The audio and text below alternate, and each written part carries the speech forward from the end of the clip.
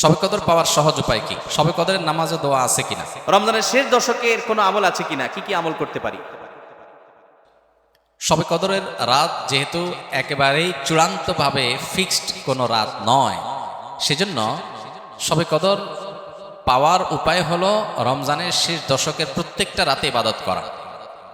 প্রত্যেকটা রাতে ইবাদত করার যদি সুযোগ না হয়, তাহলে কমপক্ষে বেজোড় রাতগুলোতে ইবাদত করা।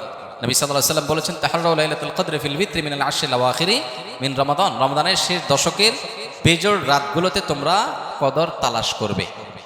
তার মানে এর মধ্যে যে কোনোটা হতে পারে। আল্লাহ তাআলা বিষয়টাকে উজ্জ্বল রেখেছেন কেন?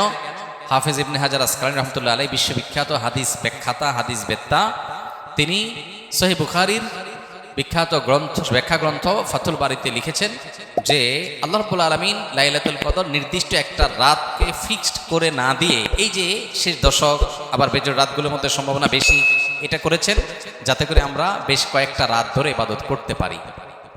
এখন মনে হতে পারে এটা তো আমাদের কষ্ট হচ্ছে, আমাদের জন্য বোঝা হলো, ফিক্সড হলে তো আমাদের জন্য সহজ হয়ে যেত।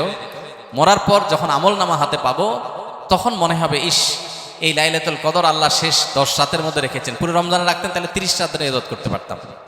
কারণ তখন লাভটা চোখে আসবে এবং দেখা পড়বে। তো এই জন্য লাইলাতুল কদরের জন্য শেষ রাতে বেশি বেশি ইবাদত করতে হবে। এটা হলো লাইলাতুল কদর পাওয়ার সহজ উপায়। আরেকটা সহজ উপায় আছে, সেটা হলো যে ইতিকাফ, যেটা এতক্ষণ বললাম। আপনি মসজিদে ইতিকাফ করেন, তাহলে লাইলাতুল কদর পাওয়াটা এমনিতেই সহজ হয়ে যাবে। এমনকি ইতিকাফকারী ব্যক্তি, যদিও শেষ দশকে নবী সাল্লাল্লাহু আলাইহি ওয়াসাল্লাম রাত জেগে থাকতেন, যদি কোনো কারণে তিনি ঘুমিয়েছিলেন, তারপরে ইতিকাফকারী ব্যক্তি ঘুমাইলেও সেটা ইবাদতের মধ্যে। বাসার ঘুম আর মসজিদে ইতিকাফকারীর ঘুমের মধ্যে পার্থক্য আছে। মসজিদে অবস্থানটাই ইটসেলফ একটা ইবাদত। অতএব আপনি যদি চান যে আমার লাইলাতুল কদর মিস না হোক, তাহলে তার জন্য সবচেয়ে মোক্ষম সুযোগ এবং সবচেয়ে সহজ উপায় হলো ইতিকাফ করা। ইতিকাফ অত্যন্ত প্রেমময় একটি ইবাদত, যেটা খুব ভেতর থেকে ফিল করা যায়। আল্লাহর সাথে একান্তে কথা বলা যায়, অনুভব হবে যে আমি আল্লাহর ঘরে আছি, আল্লাহর ঘরে হাজির হয়ে গেছি। সবাই বের হয়ে যাচ্ছে, আমি বের হচ্ছি না, কারণ আমি আল্লাহর ঘরের বন্দী, নিজেকে বন্দী করে ফেলেছি। অন্যরকম এক ফিল আসবে ইনশাআল্লাহ।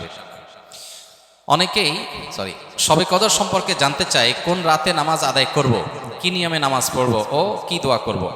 এটা আমরা যে এতক্ষণ বললাম, আশা করি যেটা উত্তর হয়ে গেছে। শবে কদরের নামাজ ও দোয়া আছে কিনা? শবে কদরের অন্যতম আমল হলো রাতে দাঁড়িয়ে ইবাদত করা, নামাজ পড়া। এই জন্য আমরা লাইলাতুল কদরে ইনশাআল্লাহ তৌফিক অনুযায়ী দুই রাকাত করে করে লম্বা লম্বা কেরাত, লম্বা লম্বা রুকু, লম্বা লম্বা সিজদা দিয়ে খুব মনোযোগের সাথে দীর্ঘ সময় নিয়ে আমরা নামাজ আদায় করার চেষ্টা করব। এটাই হলো লাইলাতুল কদরের নামাজ। এর কোনো রাকাত সংখ্যা নাই যে এত রাকাত পড়তে হবে, যার যতটুকু তৌফিক হয়, 2 রাকাত, 4 রাকাত, 6 রাকাত, 8 রাকাত, তারাবির পরে রাতভর আমরা সে নামাজগুলো পড়তে থাকবো ইনশাআল্লাহ। নামাজের পাশাপাশি লাইলাতুল কদরে করার জন্য স্পেশাল আমল নবী করিম সাল্লাল্লাহু আলাইহি সাল্লামের পক্ষ থেকে রেকমেন্ডেড আমল একটাই আছে, সেটা হলো মা আয়েশা রাদিয়াল্লাহু তাআলা আনহা বর্ণিত হাদিসে যে দোয়ার কথা আমরা জানি, সেটা হলো আল্লাহুম্মা ইন্নাকা আফুউন তুহিব্বুল আফওয়া ফাফু আন্নি। হে আল্লাহ, আপনি ক্ষমাশীলতাকে পছন্দ করেন, অতএব আমাদেরকে ক্ষমা করে দিন। এই দোয়া বেশি বেশি করে করা। এর বাইরে আমরা জিকির, আজকার, তাসবিহ, কোরআন তেলাওয়াত, দোয়া, রোনাজারি, এগুলোর মাধ্যমে পুরো রাত অতিবাহিত করার চেষ্টা করব ইনশাআল্লাহ।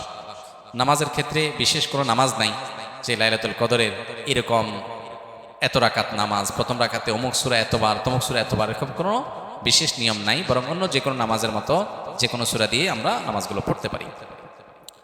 শবে কদরের কোনো আমল আছে কিনা?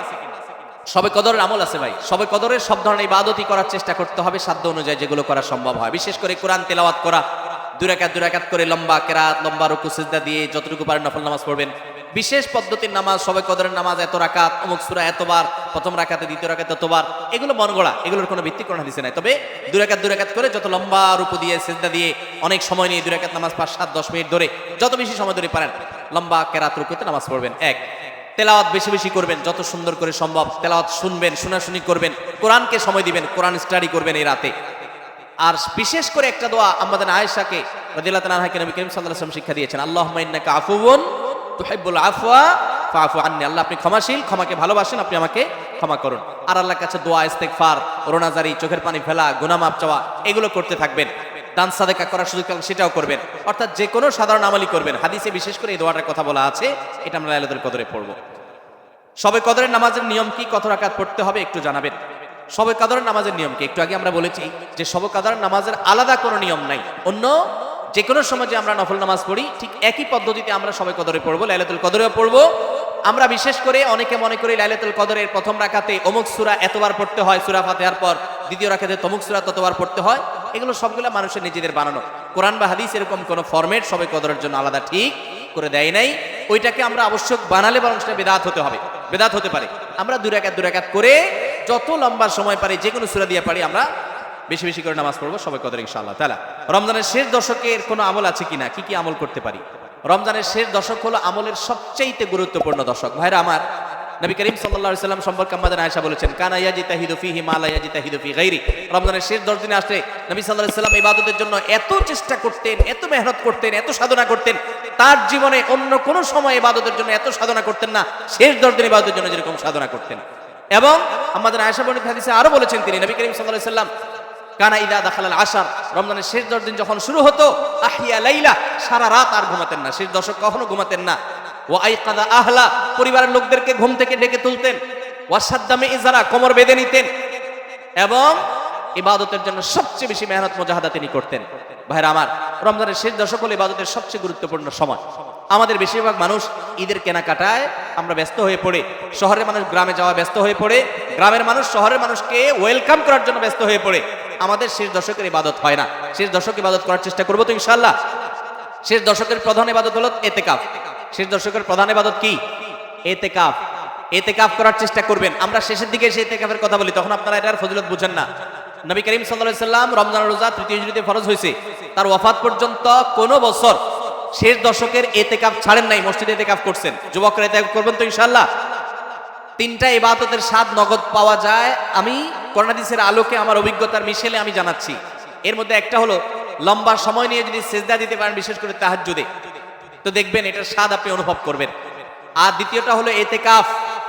এতেকাফ রমজানের শেষ দশক যদি মসজিদে বসে যেতে পারেন, গাঁটি বুসকা নিয়ে, কিচ্ছু করতে পারেন না, শুধু বসে গেছেন মসজিদে 10টা দিন, আপনার ফিল হবে যে আপনি আল্লাহ তাআলার চৌকাঠে এসে পড়েছেন।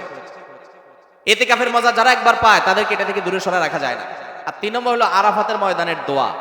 এটাতে যে স্বাদ, এই 3টা স্বাদ যে পাইছে, সেই স্বাদগুলো কখনো আর ছাড়তে চায় না। আল্লাহ আমাদের সবাইকে এতেকাফ করার তৌফিক নসিব করুন। রমজানের শেষ দশকে এতেকাফ করবেন, বেজর রাতগুলোতে বেশি বেশি ইবাদত করবেন, অন্য রাতগুলোতে ইবাদত বন্দি বেশি বেশি করবেন, কোরআন তেলাওয়াত বেশি বেশি করবেন, কারণ এই দশকে লাইলাতুল কদরে কোরআন নাজিল হয়েছে। আর নফল নামাজ, অন্যান্য দান সাদাকাও বেশি বেশি করে করবেন।